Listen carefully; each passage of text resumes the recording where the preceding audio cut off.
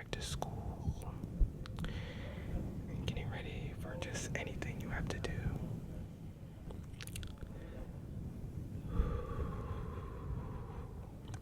Well, I'm getting ready to go back to school this semester, and I'm really feeling a little worried about everything, like how the year's gonna be and how I'm gonna get through this year.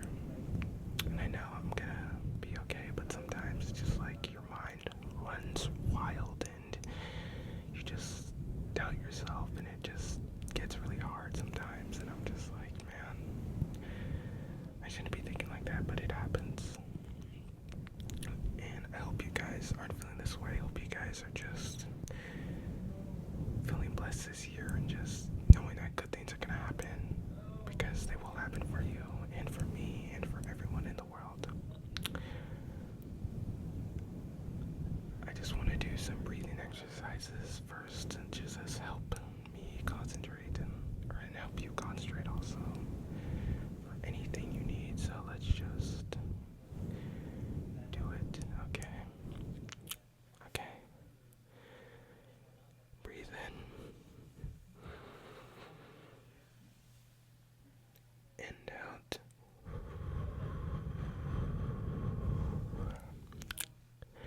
Breathe in. And out. One more time. Breathe in.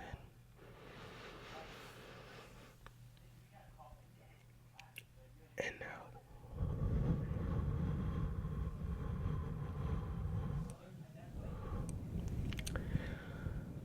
I hope that helped you guys just calm down. It helped me, so I'm glad. Okay, y'all. This is part 2 on how to meditate, a practical guide by Kathleen McDonald. So I hope y'all are ready, and let's get into it.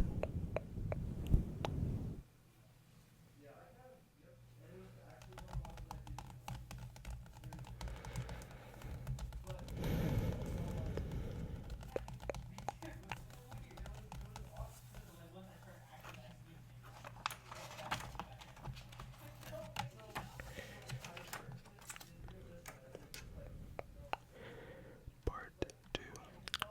Establishing a meditation practice.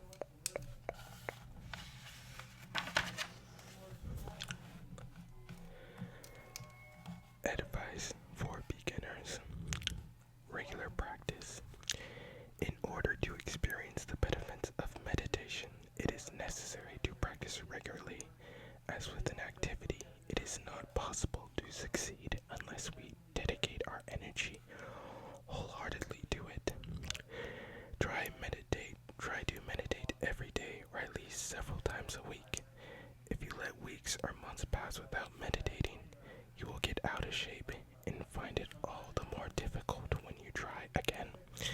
Inevitably, there will be times where the last thing you want to do is meditate, but meditate anyway.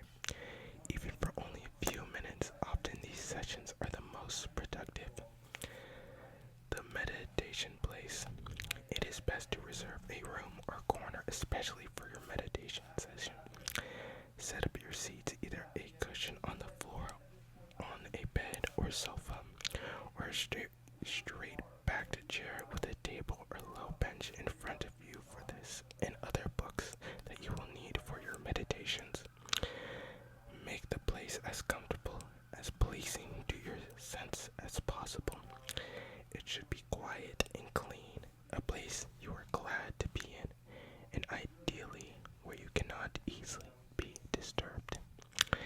If you are so inclined, you can set up an altar nearby for pictures that inspire you, for example, or for candles, incense, or other offerings. The point is, you should surround yourself with things you are conducive to good meditation, such that you can't wait to return. Choosing a practice. It is a good start with one of the breathing meditations on page 44. These are ideal for calming the mind and start to develop some insight into your thoughts and feelings, and both calm and insights are essential ingredients for successful meditations of any kind. Once you are familiar with meditating, you should choose the practices that best suit your temperament and natural inclinations, remembering that each technique is an antidote to a particular problem. If, for example, you are inclined towards anger, you should meditate on patience and loving kindness. If you are disturbed by strong desire and attachment, you can meditate on impermanence, death, or suffering. If you are depressed, you can meditate on the preciousness and potential of your human life. If, however, your mind is tranquil, you can practice the development of concentrating with, for example, a visualization technique that appeals to you, or deepen your insights into the nature of reality by meditating on emptiness. If you appreciate the benefits of devotional practices, you can incorporate prostrations and prayers into your practice. All this is meant as a general guide only. With practice, you will learn to know what to do when. However, the importance of being guided by an experienced meditator cannot be overemphasized.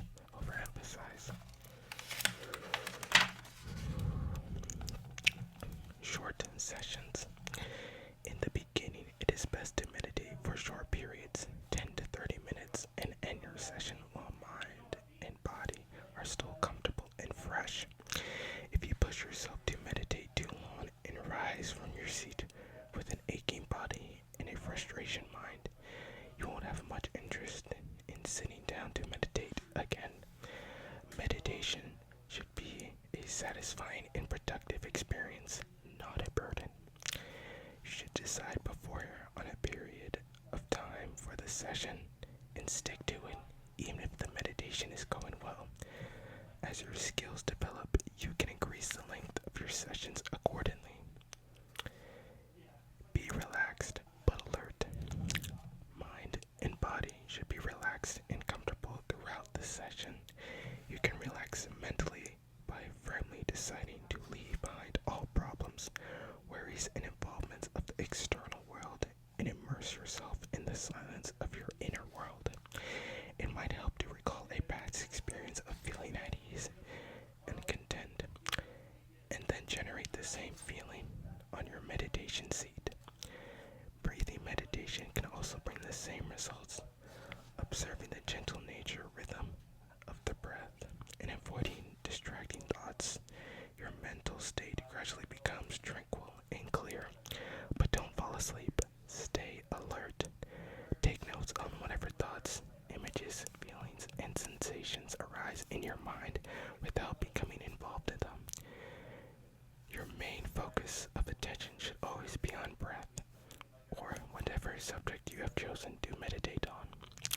Physical relaxation can be facilitated by the practice of such disciplines as Hatha Yoga, Chai Chi, Kumnai, or other stress reductions and relaxation methods. Literature and courses on these techniques are available in most cities. Any means you use to ease physical tension and improve your ability to sit in meditation is a valuable addition to your practice. No expectations. Since we all want to enjoy happiness and peace of mind and avoid problems, it is natural to want good experiences during meditation. But such expectations are not necessarily realistic and are likely to hinder your progress. The mind is a complex and ever-changing. One day you might have a calm, joyful meditation, and the next meditation best by distractions and turmoil. This is quite normal and should not cause worry or frustration. Be ready for anything and do not be disturbed by whatever happens. The most troublesome, painful experiences can be the most valuable in terms of the growth of wisdom. Feel satisfied that you are making the efforts to meditate and transform your mind. That itself is meditation. As long as you're trying, it is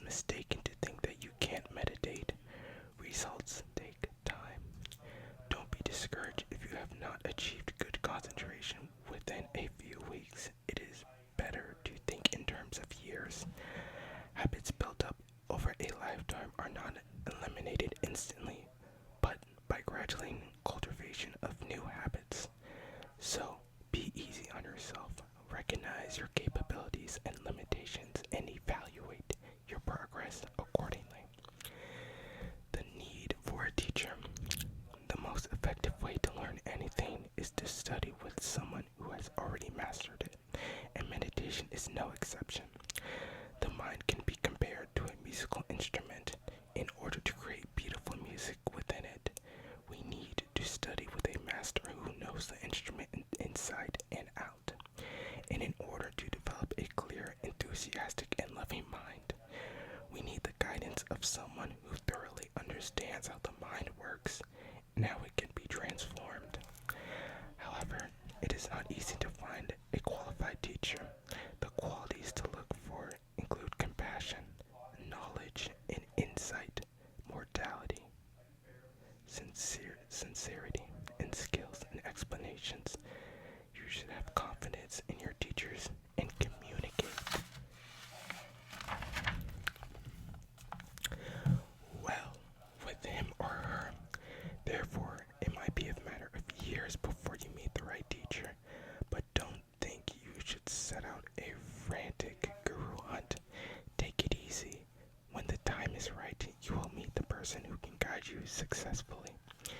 In the meantime, you can practice meditations such as those explained here, and seek the advice of any practitioner whose qualities you admire.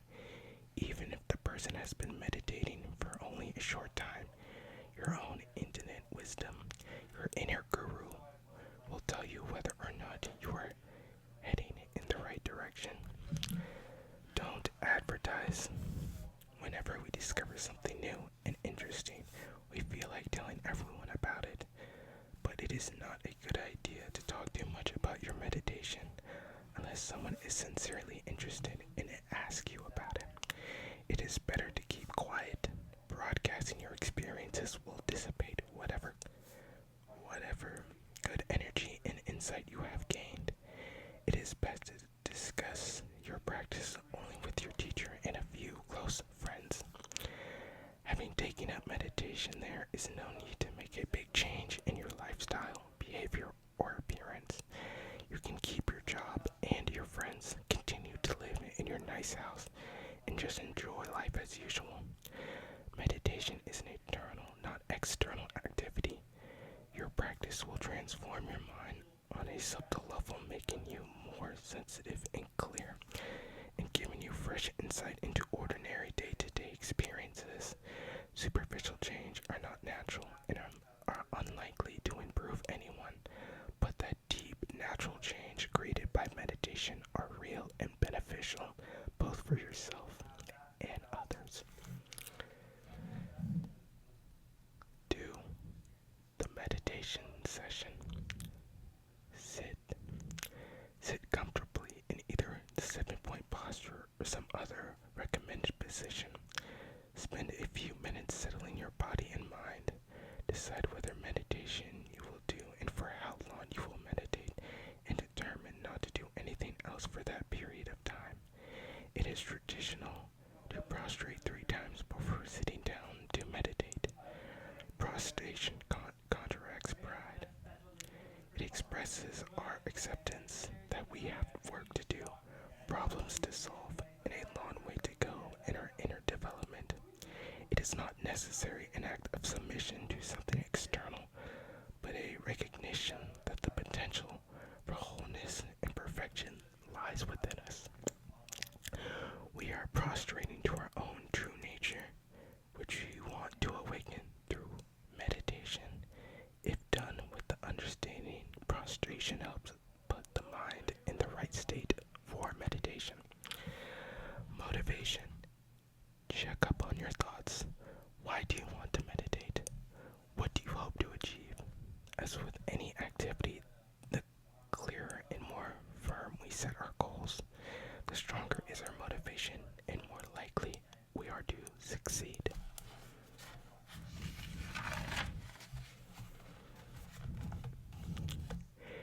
A short-term goal of meditation is simply to calm down and relax.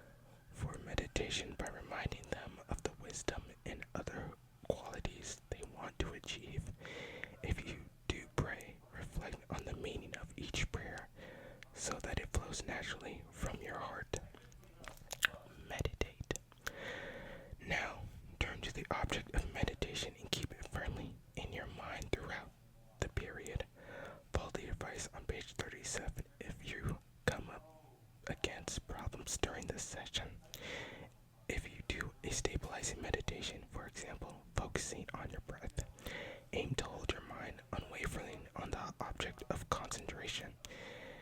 If you do an analytical meditation, investigate the topic with full attention until an intuitive feeling of it arises, then place your mind single-pointedly. In other words, do stabilizing methods on that insight so that it becomes literally one with your experience. When the feelings or your concentration start to fade, return to the analytical process.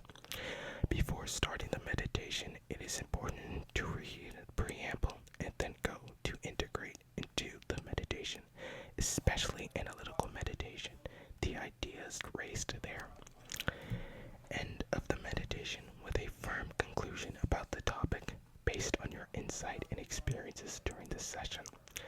Ideally, of course, it would be best not to need to refer to this or other books during your meditation, but until you know the details, you cannot avoid having to open your eyes from time to time to check on the next stage of the meditation. Experiment to find the most comfortable way to conduct your session. It is very useful to follow the meditations on a cassette tape or to take in turns with a fellow meditator to read out the meditations to each other. Whichever method you use, the important point is to be relaxed and rid of all unrealistic expectations about the way you think the session should go. Follow the instructions in your own wisdom as well as you can. Don't panic and have confidence. Dedicate.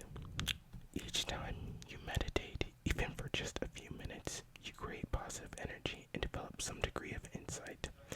The effect of this energy and insight are determined by your thoughts and attitudes as you move from the meditation to ordinary activity. If you finish the session in an unhappy frame of mind or rush off too quickly, much of the energy is likely to be lost. Before you leave your meditation seat, take a few minutes to recall your reasons and motivation for doing the session and dedicate your energy and insights to the fulfillment of these objectives. Clear dedication in this way stabilizes the insight and ensures that results come. And don't forget to bring the good experiences of the meditation into your daily activities instead of acting and reacting impulsively and following your thoughts and feelings here and there. Watch your mind carefully, be aware, and try to deal skillfully with problems as they arise. If you can do this each day, your meditation has been successful.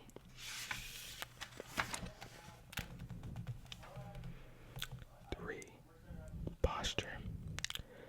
Mind and body are interdependent because the state of one affects the state of the other. A correct sitting posture is emphasized for meditation. The 7-point posture used by experienced meditators for centuries is recommended as the best way to obtain a calm, clear stage of the mind. Legs. If possible, sit with your legs crossed in the vajra or full lotus position where each foot is placed sole upwards on the thigh of the opposite leg. This position is difficult to maintain, but by practicing each day, you will find that your body slowly adapts and you are able to sit this way for increasingly long periods. The Vajra posture gives the best support to the body, but is not essential. An alternative position, if that is the half lotus, where the left foot is on the floor under the right leg and the right foot on top of the left thigh. You can also sit in a simple cross-legged posture with both feet on the floor. A firm cushion under the buttocks will enable you to keep your back straight and sit longer without getting pins and needles in your legs and feet. If you are unable to sit on the floor at any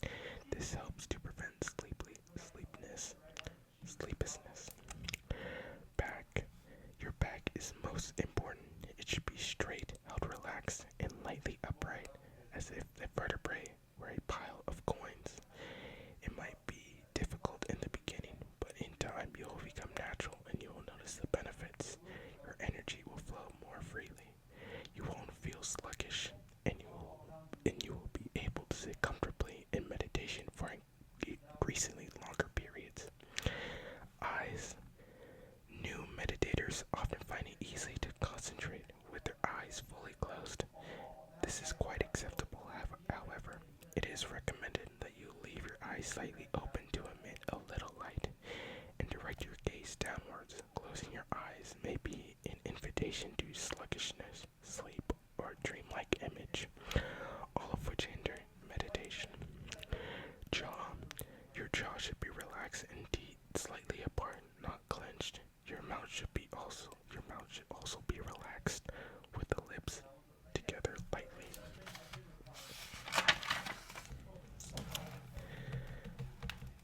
Tongue. The tip of your tongue should touch the palate just behind the upper teeth. This reduces the flow of saliva and thus the need to swallow, both of which are hindrances as your concentration increases and you sit in meditation for longer periods. Head. Your neck should be bent forward a little so that your gaze is directly naturally towards the floor in front of you. If your head is held too high, you might have problems with the mental wandering and agitation, and if dropped too low, you could experience mental heaviness of sleepiness. This seven-pointed posture is most conducive to clear, unobstructive contemplation. You might find it difficult in the beginning, but it is a good idea to go through each point as the start of your session and try to maintain the correct posture for a few minutes.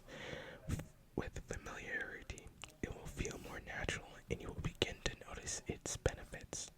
The practice of hatha, yoga, or other physical disciplines can be a great help in loosening tight muscles and joints, thus enabling you to sit more comfortably. However, if you are unable to adapt to sitting cross-legged, you can make a compromise between perfect posture and a relaxed state.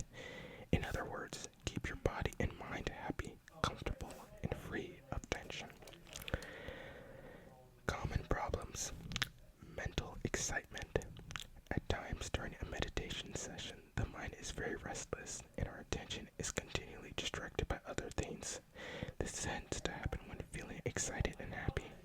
Our thoughts turn to people we love, good experiences we've had, conversation, places, and films we've enjoyed.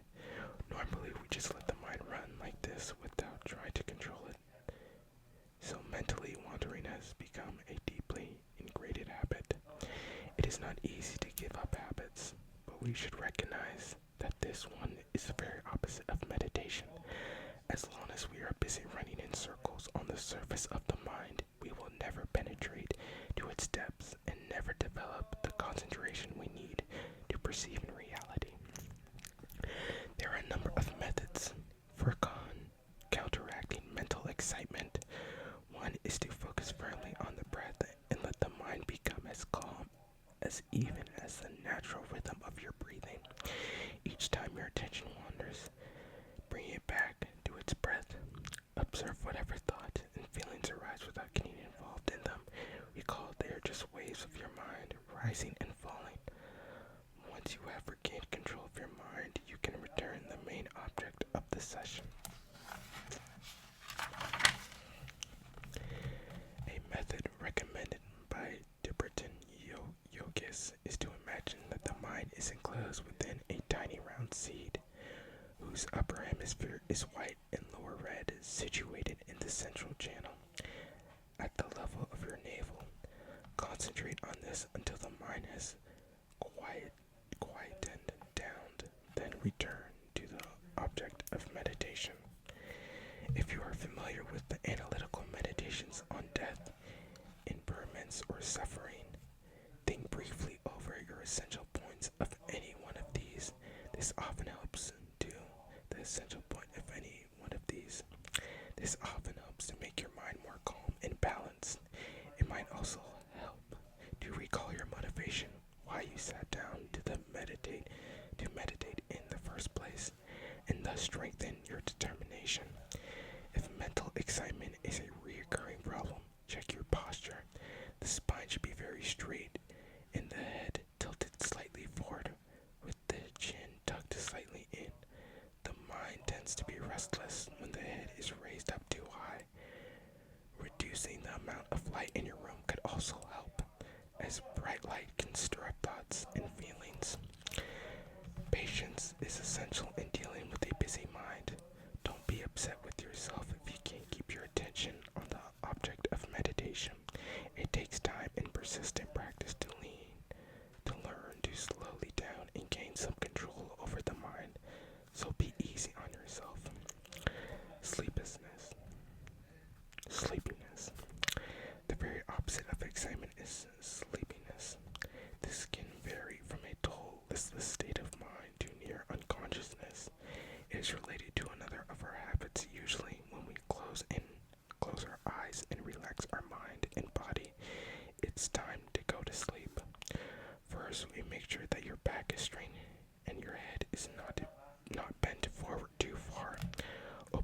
eyes halfway and meditate with your gaze directly at the floor in front of you.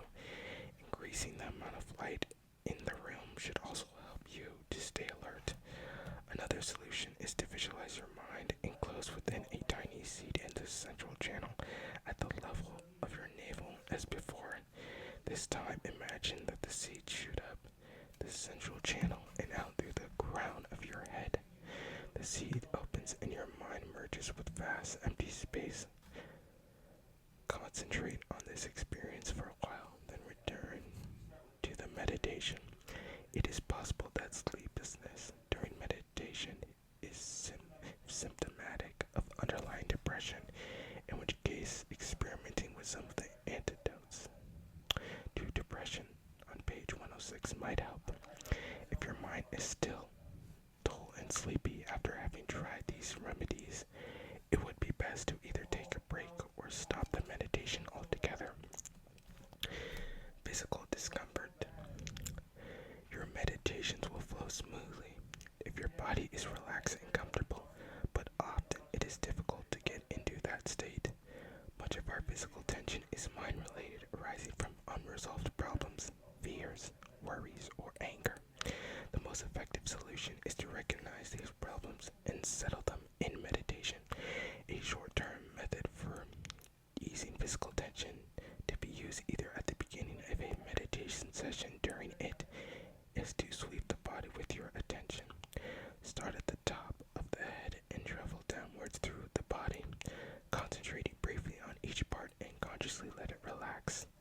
Imagine the tension simply dissolves.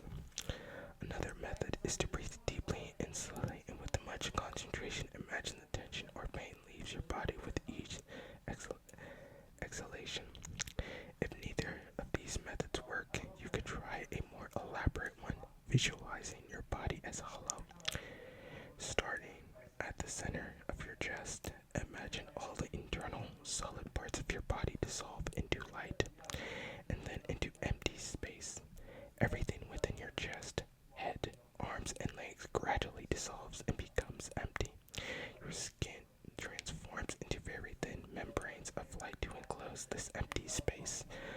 Concentrate for a while on this experience of your body being hollow like a balloon.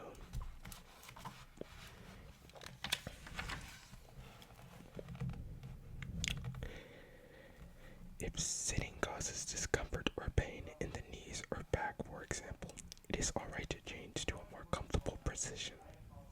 As meditation is an activity of the mind, not body, it is more important to keep the mind clear and comfortable. However, at times it is useful just to observe the pain, which is a conscious experience, a mental perception, and try to overcome the usual fearful reaction to it. Instead of giving it the label pain, see it as just as a sensation, another type of energy. Doing such analysis should give you more insight into workings of your mind and help you develop more control over your physical reactions. An extension of this method of dealing with physical pain is mentally to increase it as much as possible. Imagine it getting worse and worse after a while, returning to the original pain, which now appears much less painful than before. Another method is to visualize the suffering of all the beings of the universe, and then, with great compassion, breathe mentally into pain you experience now. Meditate that you have taken on the pain of all beings, who are thus freed of all things suffering. Hold this thought and rejoice in it for as long as you can. It is good to experience with these methods for dealing with pain, but be careful not to overdo them and cause yourself an injury. Strange images and sensations. Meditators sometimes experience unusual images appearing in the mind, or sensations such as the body expanding or shrinking, or the mind floating outside the body. There are normal reactions of the mind adjusting itself to a new activity and nothing to worry about. On the other hand, do not be attached to such experiences or try to repeat them. This will only distract you from your real purpose of meditation. Simply observing whatever images or feelings arise without clinging to or rejecting them, and let them disappear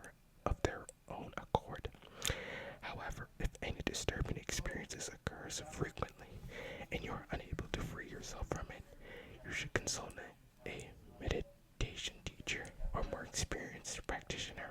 It might be best to discontinue your practice until you receive their advice. Discouragement. We often hear people complain, "I can't meditate. I've tried it, but it doesn't work," or "I've been meditating for so many months, but nothing is happening." However, the problem is usually that they aren't expecting too much too quickly. We need to be realistic. Most of us have never in our lives tried to understand our mind or control our thoughts and feelings. Old habits are not easy to break, even if the results of daily meditation don't appear for 2 or 3 years. Although this is highly unlikely, it should not be a cause for worry or despair. Positive changes do not appear suddenly out of the blue, but develop slowly, gradually, little by little each day, so be patient with yourself. Remember, just make an effort to understand and control the mind is meditation. Trying to do what is best for yourself and others, you can feel confident that your meditation is worthwhile. Often, new meditators think that their negative minds are getting worse, not better, and they feel that his meditation has caused it. Consider, however, what happens when you wash clothes. When you first put them into water, a certain amount of dirt comes out. As you continue to scrub them, the water gets dirtier and dirtier. You might even be surprised by the amount of dirt that they contain. It would be foolish to blame the soap, water, and scrubbing for the dirt. The process of washing merely reveals what is there already and is the right method for completely removing the dirt. Similarly, meditation is the way to purify the mind of what is already there. At first, we discover the gross negatives, then the more subtle. So,